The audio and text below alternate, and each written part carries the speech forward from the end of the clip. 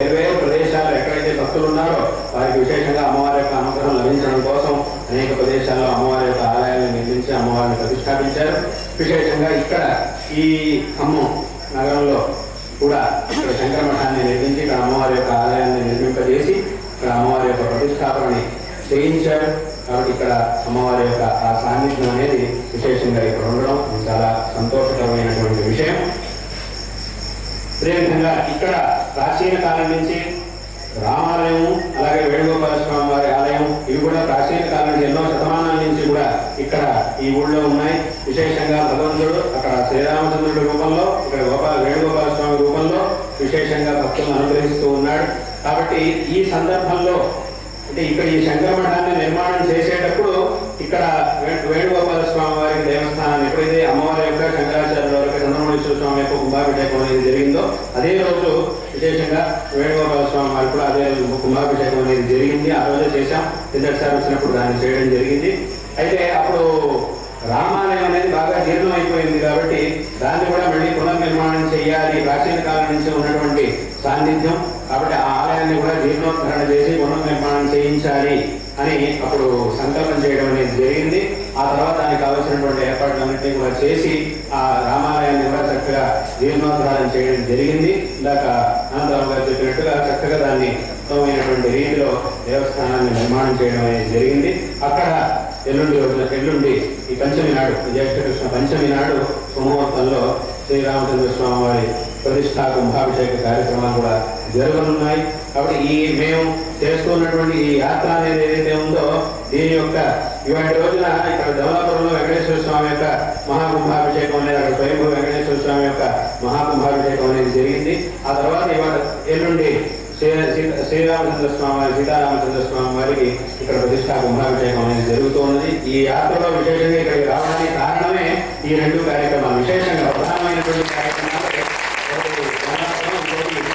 రెండు కూడా పక్కపక్కన ఉన్నాయి కాబట్టి రెండింటిలోనూ రెండు చోట్ల కూడా విశేషంగా ఈ కార్యక్రమాన్ని చేయడం కోసమే అక్కడి నుంచి బయలుదేరి ఇక్కడికి రావడం అనేది జరిగింది. అందుకే ఇంకా ఎక్కువ రోజులు లేదు. మళ్ళీ ఇక్కడ పూర్తి చేసి మళ్ళీ ఇక్కడి నుంచి మళ్ళీ వెనక్కి వెళ్ళిపోవడం. అంటే విశేషంగా ఒకటి జవలాపురం అలాగే ఈ ఖమ్మం ఈ రెండు చోట్లకి చేయడానికి మాత్రమే ఈ సందర్భంలో ఇక్కడికి రావడం అనేది జరిగింది. కాబట్టి ఈ రెండు పూర్తి చేసి మళ్ళీ ఇక్కడి నుంచి మళ్ళీ వెనక్కి వెళ్ళిపోవడమే. ఇంక మళ్ళీ ఇంకెక్కడికి కూడా వెళ్ళేది లేదు. ఇక దారిలో ఎక్కడికి వెళ్ళాల్సి ఉందో అక్కడికి వెళ్తూ మళ్ళీ శృంగేరికి వెళ్ళడం అనేది కాబట్టి ఈ యాత్ర యొక్క ప్రధానమైనటువంటి ఉద్దేశం. కాబట్టి ఎల్లుండి ఇవాళ రోజు నుంచి కార్యక్రమాలన్నీ కూడా పూర్వమైనటువంటి కార్యక్రమాలన్నీ కూడా చక్కగా ప్రారంభమైనాయి. ఎల్లుండి ఈ కార్యక్రమాలన్నీ కూడా చక్కగా కుంభాభిషేక మహోత్సవం అనేది సంపన్నం అవబోతూ ఉన్నది. కాబట్టి భక్త మహాజనులందరూ కూడా అదేవిధంగా ఇక్కడ ఈ మఠంలో విశేషమైనటువంటి అభివృద్ధి కార్యాలు కూడా చక్కగా జరుగుతూ ఉండడం చాలా సంతోషకరమైనటువంటి విషయం. అమ్మవారి యొక్క సన్నిధిలో శ్రీచక్ర ప్రతిష్టాపన అనేది కూడా చక్కగా శాస్త్రోక్తంగా జరిగింది. శ్రీచక్రార్చన కూడా చక్కగా నిరంతరం జరుగుతూ ఉండడం చాలా సంతోషకరమైనటువంటి విషయం. అదేవిధంగా ఇక్కడ వేద పాఠశాల ప్రారంభం చేయబడింది. ఈ వేద పాఠశాలలో చక్కగా అధ్యాపకులు విద్యార్థులు అందరూ కూడా ఉన్నారు. అధ్యయనం అనేది చక్కగా జరుగుతూ ఉండడం చాలా సంతోషకరమైనటువంటి విషయం. ఇదే విధంగా చక్కగా ఇక్కడ నిరంతరం ఈ వైదిక విద్య యొక్క అధ్యయనం అనేది చక్కగా జరగాలి. ఇంకా కూడా విశేషంగా జరగాలి. చక్కగా విద్వాంసులు కావాలి. ఆ విధంగా ఇక్కడ పాఠశాలలో ఆ అధ్యయనం అనేది అధ్యాపనలు విశేషంగా జరగాలి. అమ్మవారి యొక్క అనుగ్రహంతో అలా జరుగుగా కానీ విశేషంగా ఆశీర్వాదాలు తెలియజేస్తూ ఉన్నాం. అదేవిధంగా ఎన్నో ఏళ్ళుగా ఇక్కడ ఈ పీఠం యొక్క చోట్లోనే విశేషంగా గోశాల అనేది చక్కగా నడుస్తూ ఉన్నది. దాదాపు 700 వరకు గోవులు ఇక్కడ ఉండడం విశేషమైనటువంటి గోశాల. ఆ వ్యవస్థలో గోవులకి ఒక చక్కటి వ్యవస్థతో ఈ గోశాల అనేది ఇక్కడ నడుస్తూ ఉండడం చాలా సంతోషకరమైనటువంటి విషయం. ఆ గోశాలని నిర్వహించడానికి దానికంతా కూడా చాలా విశేషంగా అందరూ కూడా శ్రమిస్తూ ఉన్నారు. ఆయన నారాయణ ఖండేల్ ఆయనతో ఉన్నటువంటి వారందరూ కూడా విశేషంగా దానికోసం చక్కగా శ్రమిస్తూ ఉన్నారు. చాలా సంతోషకరమైనటువంటి విషయం. అదేవిధంగా ఇక్కడ కావాల్సినటువంటి ఆ వ్యవస్థలు కూడా ఏమేమి వ్యవస్థలు ఇంకా కూడా చక్కగా కావాల్సి ఉన్నాయో అవన్నీ కూడా ఆ భగవద్ అనుగ్రహంతో అవన్నీ కూడా తర్వాత కాలంలో జరుగుతాయి అనేటటువంటి విషయాన్ని కూడా తెలియజేస్తూ ఉన్నాం. అదేవిధంగా ఇక్కడ రామచంద్ర గురువయ్య సత్రం అనేది ఆ సత్రం అనేది కూడా వెనకటి నుంచి ఉన్నటువంటి సత్రం. దాన్ని కూడా విశేషంగా శృంగేరి పీఠం యొక్క అధీనంగా చేసి శృంగేరి పీఠానికి దాన్ని సమర్పించి అక్కడ పునర్నిర్మాణ కార్యాలన్నింటినీ కూడా చక్కగా చేయించడం జరిగింది. కిందసారి వచ్చినప్పుడు అక్కడ ప్రతిష్టా కుంభాభిషేకాలు కూడా అక్కడ నిర్వహించడం జరిగింది. ఆ తర్వాత నుంచి కూడా అది చక్కగా నిర్వహించబడుతూ ఉన్నది. చాలా సంతోషకరమైనటువంటి విషయం. అదేవిధంగా పాత శంకర మఠం అని అంటారు. ఇక్కడ వ్యవహార పట్ల పాత శంకర మఠం అంటూ ఉంటారు. కాబట్టి ఆ పాత శంకర మఠం అనేది కూడా ప్రాచీన కాలం నుంచి ఇక్కడ చక్కగా నడుస్తూ ఎంతో మంది భక్తులకి ఊరి మధ్యలో ఉన్నటువంటి ఆ శివాలయం, ఆ శంకర మఠం అది భక్తులందరికీ కూడా శ్రద్ధా కేంద్రంగా ప్రాచీన కాలం నుంచి కూడా నడుస్తూ ఉండడం అది చాలా సంతోషకరమైనటువంటి విషయం. అక్కడ కూడా ఎన్నో కార్యక్రమాలు అవన్నీ కూడా చక్కగా జరుగుతూ ఉన్నాయి. చాలా సంతోషకరమైనటువంటి విషయం. ఈ సందర్భంలో ఆ పాత శంకర మఠం ఏదైతే ఉందో దాన్ని నిర్వహిస్తున్నటువంటి సోమశేఖర్ గారు, ఆయనకి ఈ సందర్భంలో ఆశీర్వాదాన్ని తెలియజేస్తూ ఉన్నాం. అదేవిధంగా ఈ శంకర మఠాన్ని, రామాలయం వీటన్నిటి అదే కూడా సభాభవనం మా గురువుల యొక్క పేరుతో ఇక్కడ ఒక సభాభవనం అనేది కూడా రామాలయం పక్కనే సభాభవనం అనేది కూడా నిర్వహింపబడుతూ ఉన్నది.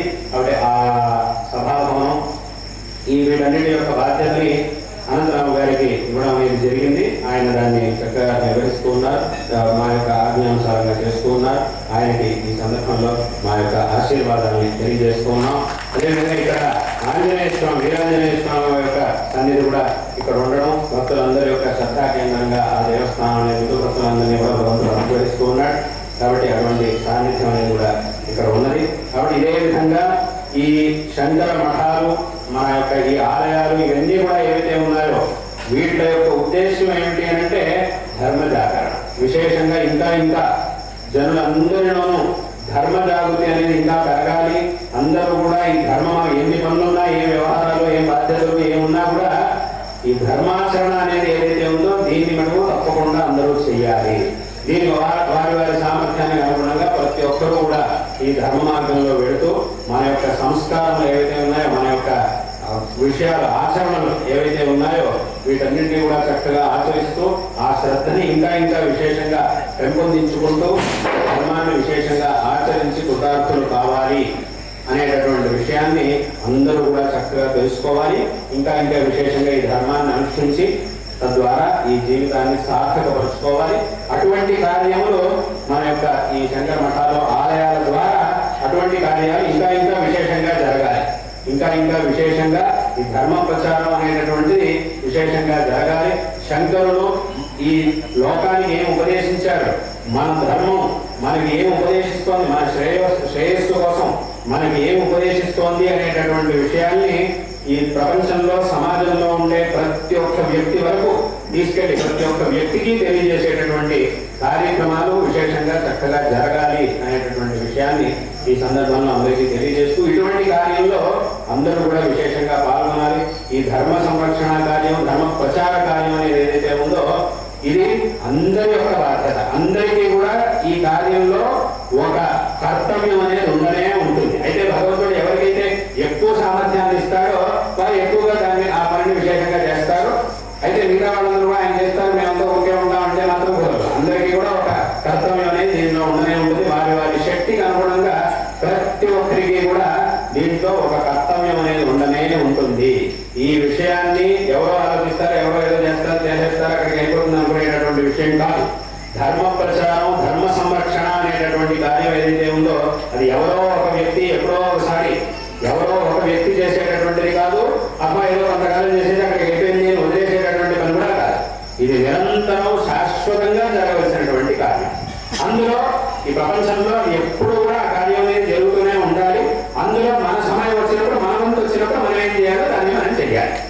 మనకి ఏ అవకాశం వస్తుందో భగవంతుడు మనకి ఎప్పుడు ఈ జన్మనిస్తాడో, ఈ పరంపరలో ఎప్పుడైతే మనకి జన్మనిస్తాడో దాన్ని ఆచరించేటటువంటి జ్ఞానాన్ని మనకి ఇస్తాడో, అవకాశాన్ని ఇస్తాడో దాన్ని సద్వినియోగపరుచుకొని మనం ఆ ధర్మాచరణని, ధర్మ సంరక్షణని చేసినప్పుడు మనం ఏం చేయగలుగుతామో దాన్ని తప్పకుండా చేసినప్పుడు తప్పకుండా మన జీవితం అనేది సార్థకం అవుతుంది అనేటటువంటి విషయంలో ఏమాత్రం సందేహం లేదు.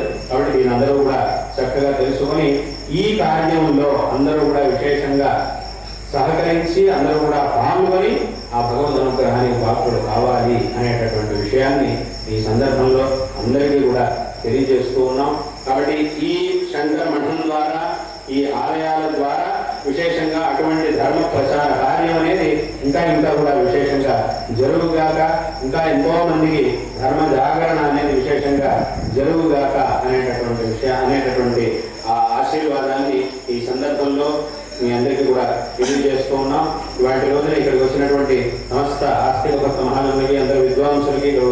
విద్వాంసులందరికీ సమస్త ఆస్తిక భక్త మహాజనులకి అందరికీ కూడా మా యొక్క నారాయణ స్నాన పూర్వకమైనటువంటి ఆశీర్వాదాన్ని తెలియజేస్తూ ఉన్నాం. రేపు ఎల్లుండి కూడా కార్యక్రమాలన్నీ కూడా జరగనున్నాయి కాబట్టి అందరూ కూడా ఆ కార్యక్రమాలను కూడా అందరూ పాల్గొని ఆ శారదా చంద్రమౌళీశ్వరుడు యొక్క అదేవిధంగా మా పరమపూజ్య గురువురేణ్యులు ఈ దక్షిణామనేశ్వరి శారదా పీఠం యొక్క ప్రస్తుత అధిపతులు అయినటువంటి 36 అధిపతులు అయినటువంటి జగద్గురు శ్రీ శ్రీ భారతీ తీర్థ మహాస్వామి వారి యొక్క పరిపూర్ణమైనటువంటి అనుగ్రహంలో మీ అందరికీ కూడా సకల శ్రేయస్సులు లభించుగాక అని ఈ సందర్భంలో మరొకమారు ఆశీర్వాదాలను తెలియజేస్తూ ఈ మాటల్ని ఇక్కడికి ముగిస్తూ ఉన్నాం.